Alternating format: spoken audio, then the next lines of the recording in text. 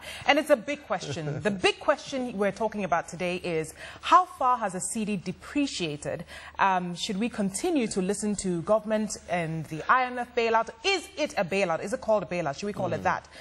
Should we find solutions to Ebola ourselves? Must we wait for the international markets to come and establish a serum or what do they call it? What's the word they use? Vaccine. Can we just chew cola?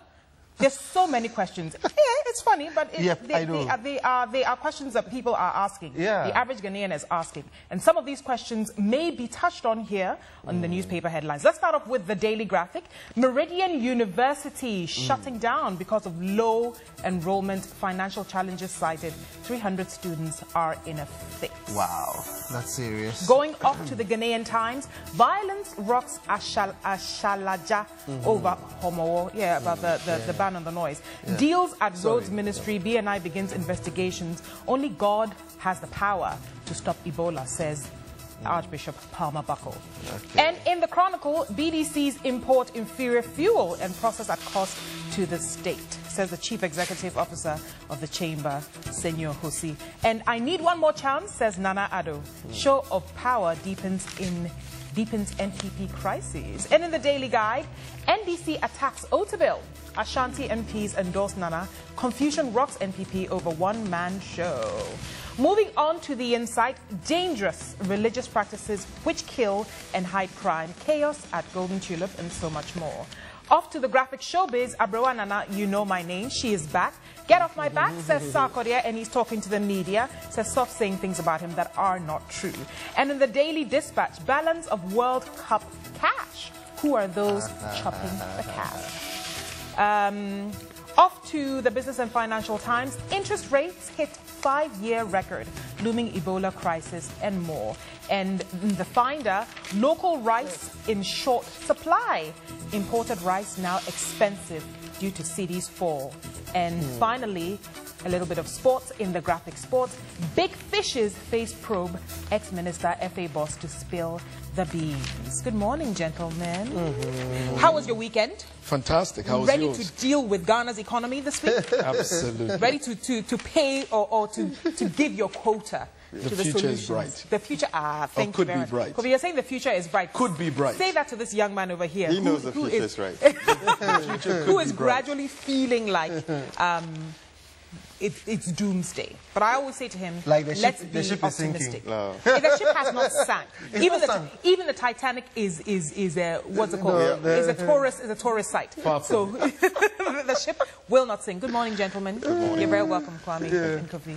Very nice to have you here. Thank you. This young man is burning with questions. Oh, no, seriously. No, I just want us to look at the way the economy is good. I mean, the latest thing that happened was Dr. Mensah talking about the economy and saying that a ship was sinking. And for me, I think he was just speaking about the facts, what was happening. But let's look at, first of all, the IMF thing, because there's a story in the page 36 of the Daily Graphic that talks about the International Monetary Fund bailout again. Is it a bailout? It depends on what you want to call it. Yeah. It's semantics. Right. But the point is that Ghana has, one, liquidity challenges. So we have short-term financial problems. And on a long-term basis, we have structural problems with our economy. And so until we both address those two issues, okay, we're going to the IMF. And we'll go to the IMF for both capital, which is money, but more importantly, we'll go to the IMF for technical assistance. And the technical assistance to restructure Ghana's economy. And I think to reposition Ghana towards industrialization. The primary issue with Ghana, and it's not just Ghana, but most African countries, particularly the ones which are not industrialized. And the most industrialized countries in Africa are South Africa, Egypt, which, by the way, you just have to go and look at some numbers.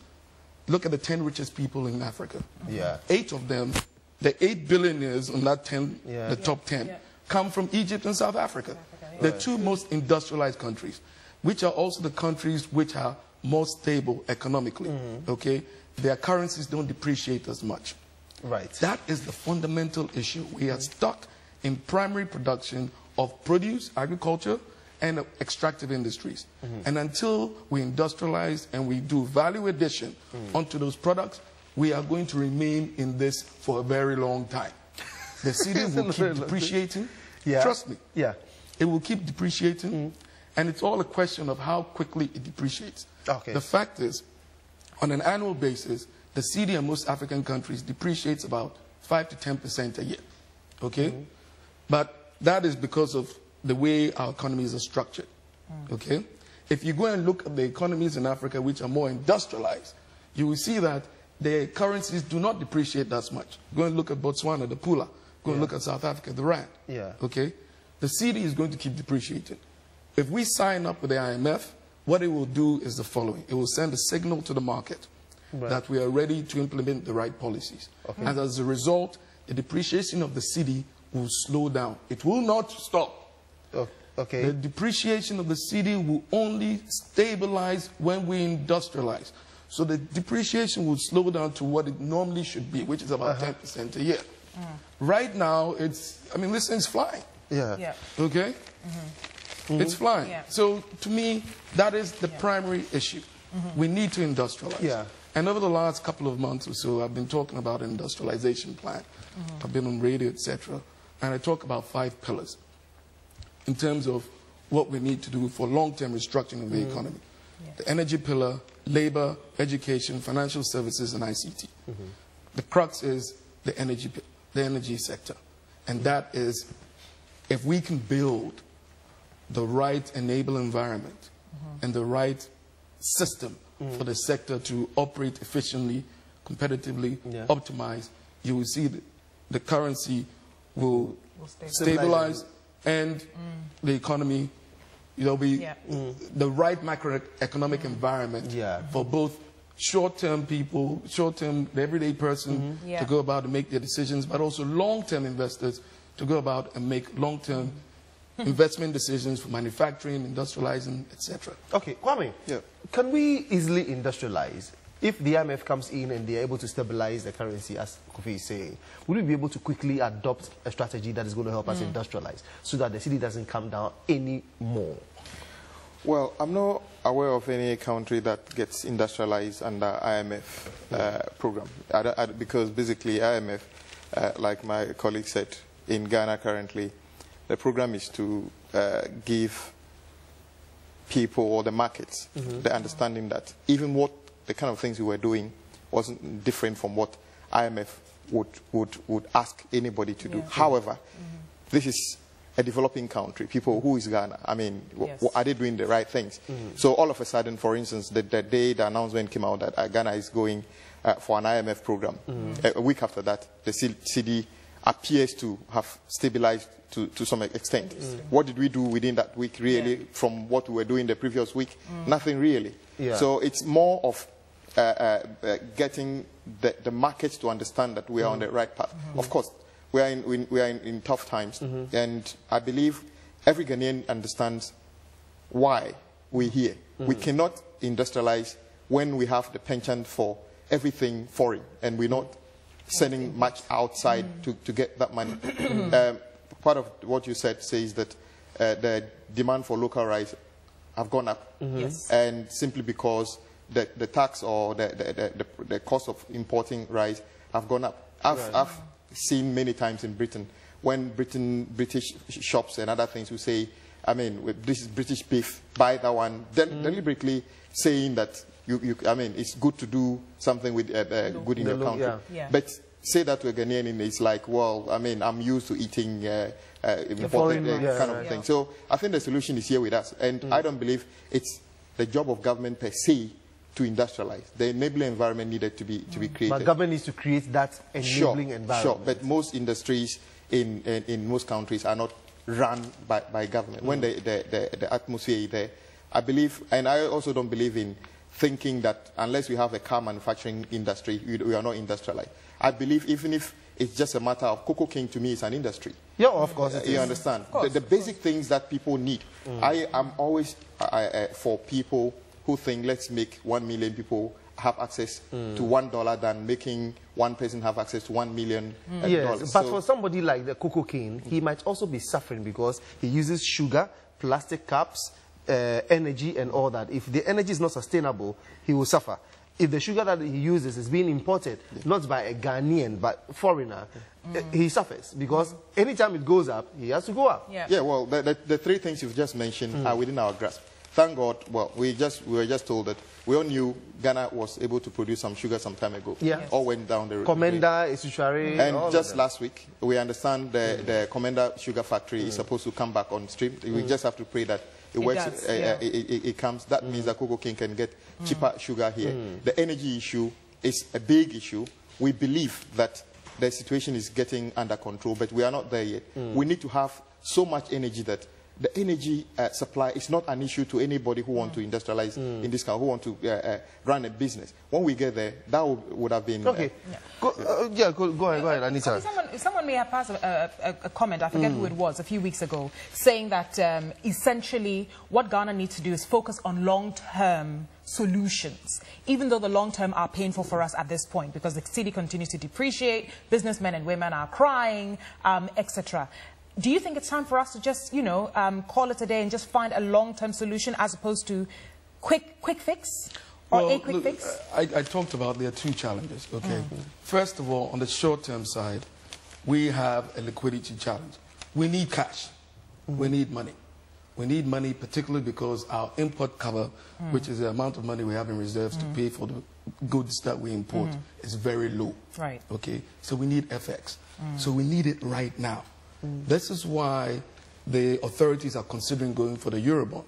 Now, I don't know how much they wanted to raise in a Eurobond, either $1 billion or $1.5 billion. But the point is that we need the cash immediately.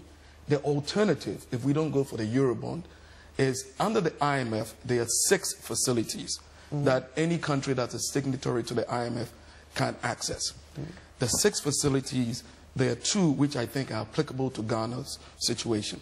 One is the rapid financial instrument, or the rapid financing instrument, which is to address the short-term liquidity challenges the country has. Right. And then there's a second facility called the extended fund facility, which is to address the long-term structural problems. So I would argue that if we are going to the IMF, we should go and try and access the IMF, those 2 facilities. Okay? We need money immediately, but we also need to implement these long-term structural changes. Now, the long-term structural changes I talked about the 5 pillars: energy, labor, education, financial services, and ICT.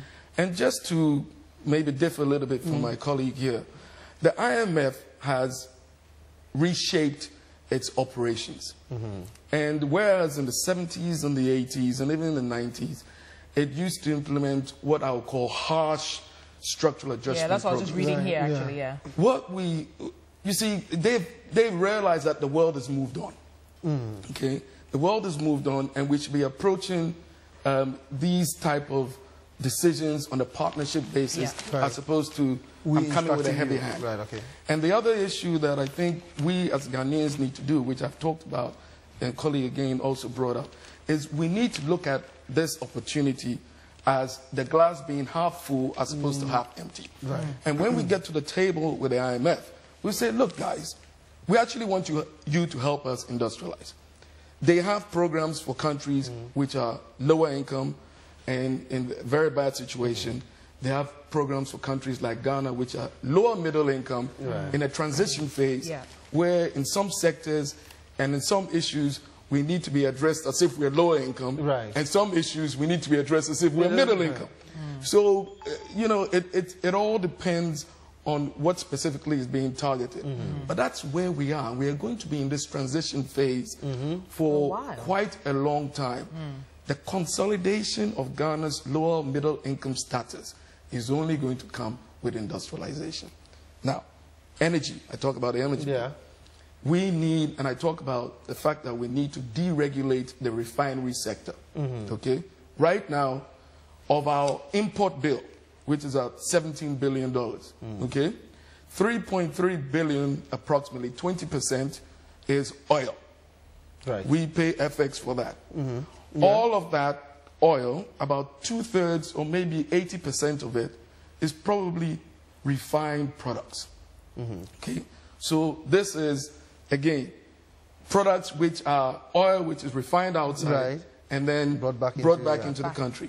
Tor, which is our only refinery, has a capacity when it's working properly of 45,000 barrels a day. That is nowhere near the daily demand for Ghana. Okay? And if you talk about privatizing Tor to bring a private sector operator to make it run more competitively, we tried privatizing Tor for a very long time. Yes. And it will take a very long time before it's privatized. The fact is, if you deregulate that sector right now, you issue a second refinery license, okay? All you have to do is look at the daily capacity needs for the country. You cap what that refinery can actually produce so that you Tor, when it's privatized, will also be able to meet the needs of the market and also make a profit, okay?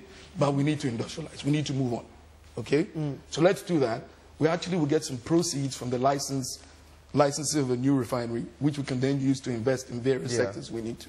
That's one. Two, on the power side, power generation, we need about 2,500 megawatts very quickly.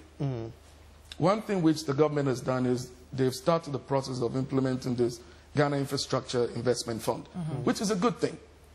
Basically, what that means is that we are now going to be able to finance a lot of projects off the government's balance sheet, as opposed to it being on the government's balance sheet, off balance sheet. And again, this is because we are moving from lower income to lower middle income. So you move primarily from public sector to more public-private. See, there's a lot of talk about PPPs now. Exactly. And a lot of projects that were previously being financed by the public sector and from our donors and our grants are now going to have to be financed by the private sector or partially financed by the private sector. Okay? So, if we set up this Ghana Infrastructure Investment Fund, which is off balance sheet, okay?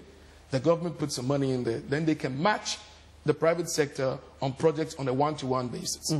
That's what I'm saying. Where can they get this money? Let's go to the labor sector.